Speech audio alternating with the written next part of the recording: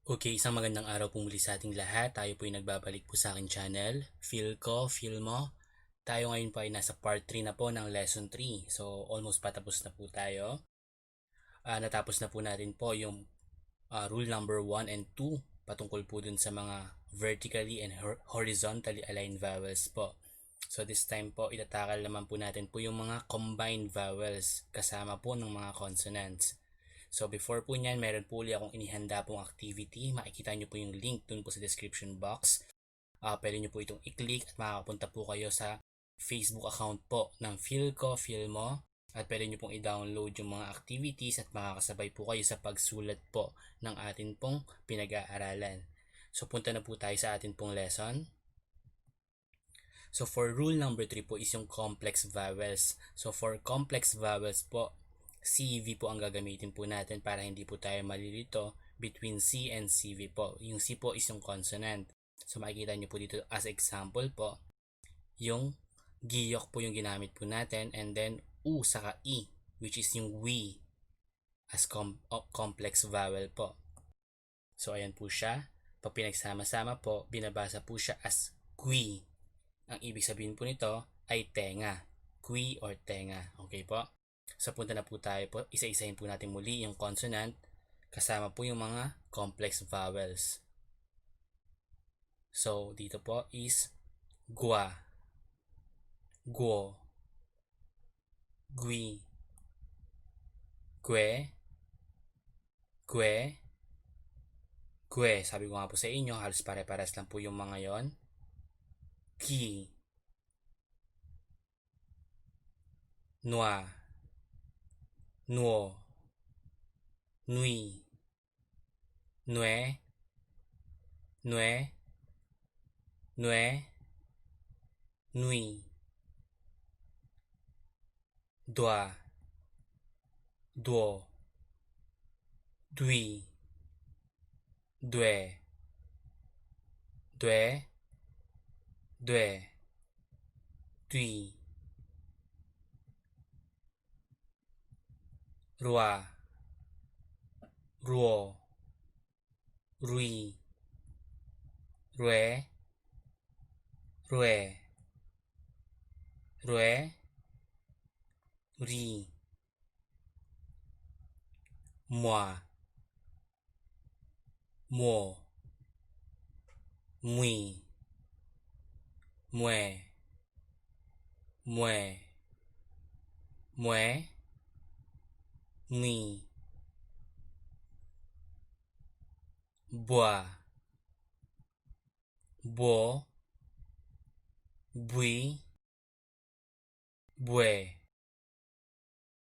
bue, bue, bui,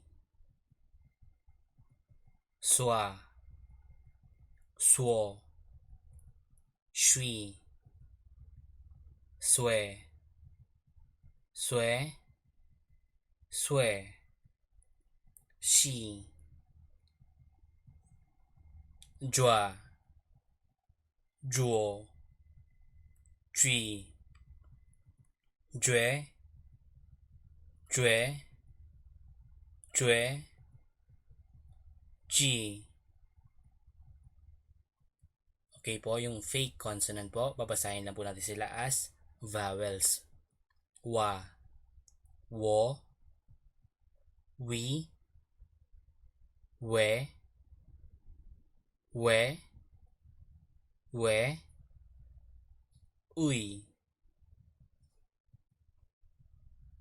chua, chuo, chui, chue, chue, chue, chi,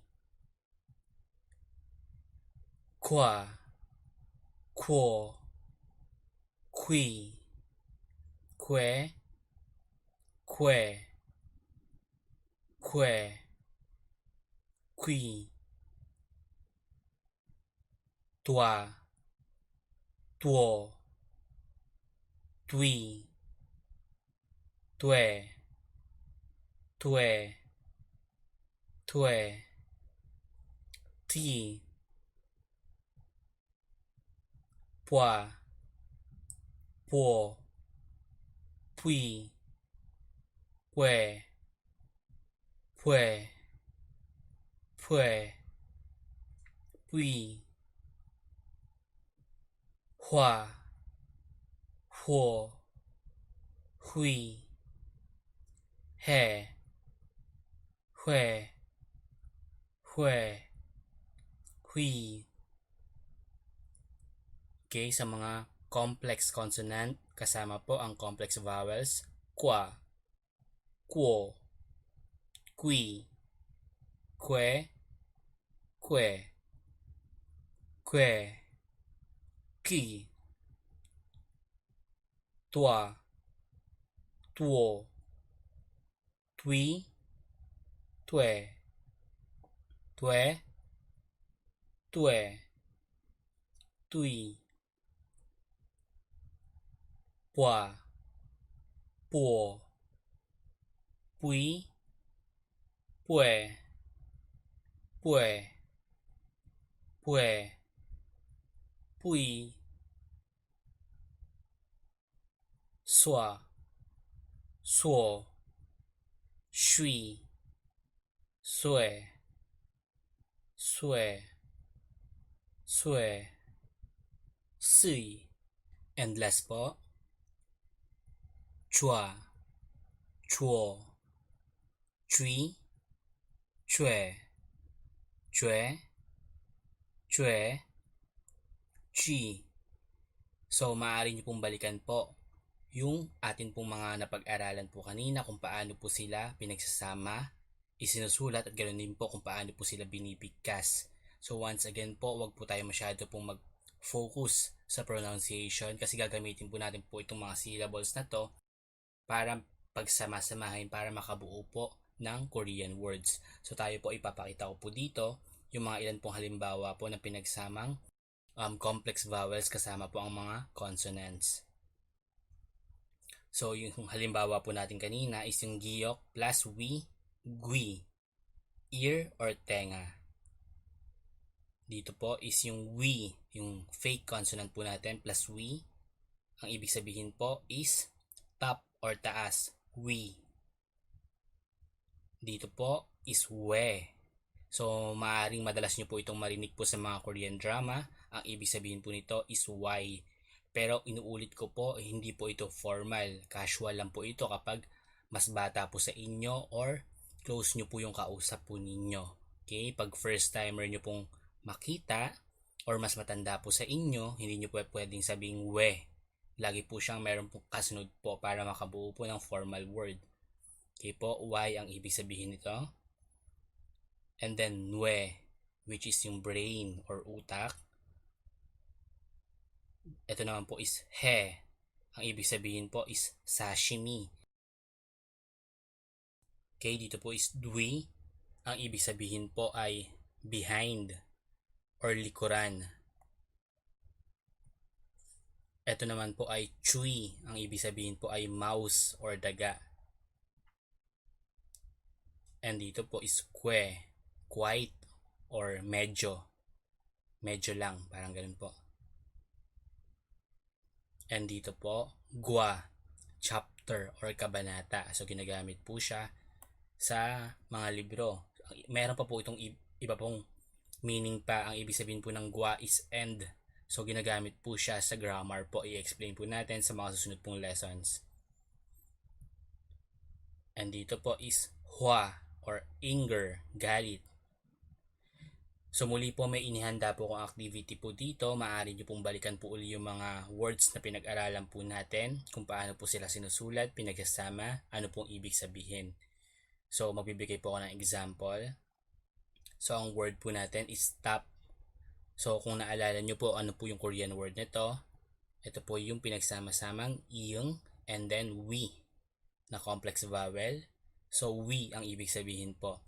So I will give you some time po para isulat po sa inyong mga notebook na nakahanda sa mga papel para may ibibigay po akong mga English word po sa right side, then isulat nyo lang po yung mga Korean word po nito.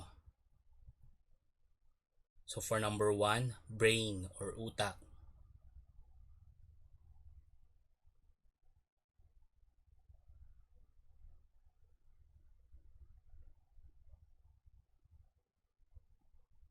Okay po. Number 2, behind or likuran.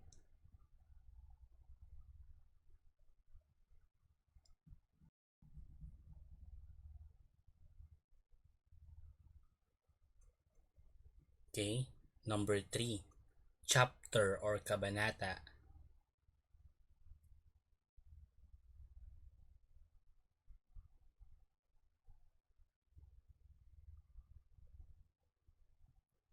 Number 4, anger or galit.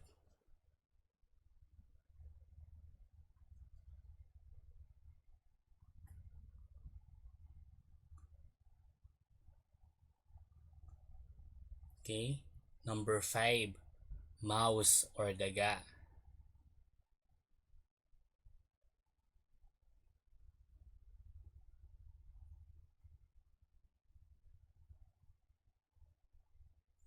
Okay po. Naisulat na po ba natin po? Bibigyan ko po ulit kayo ng ilang pang minuto para ma-review nyo po yung inyo po mga sagot before ko po ipakita yung mga answers.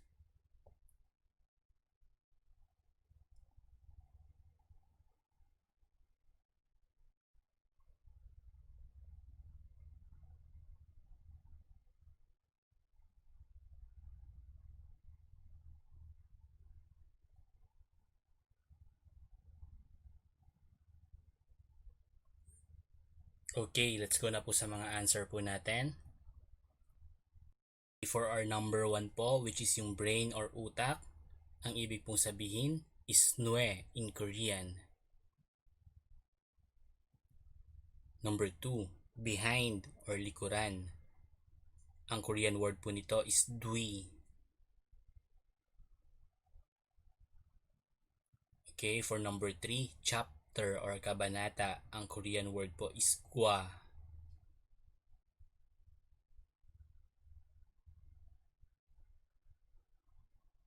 For number 4, anger or galit. Ang Korean word po is hwa.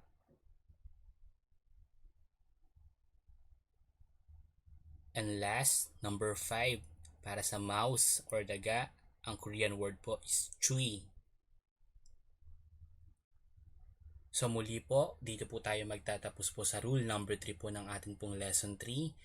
Meron pa po tayong last part po ng ating pong lesson 3. I hope marami po muli kayo natutunan po sa ating pong lesson. So thank you po once again for watching. Don't forget to hit po yung like button po sa baba. And I hope sana po ay nagsasubscribe po kayo para updated po kayo sa mga susunod pong mga tutorials po natin. And then please click po yung notification bell para updated po tayo. Maraming salamat po.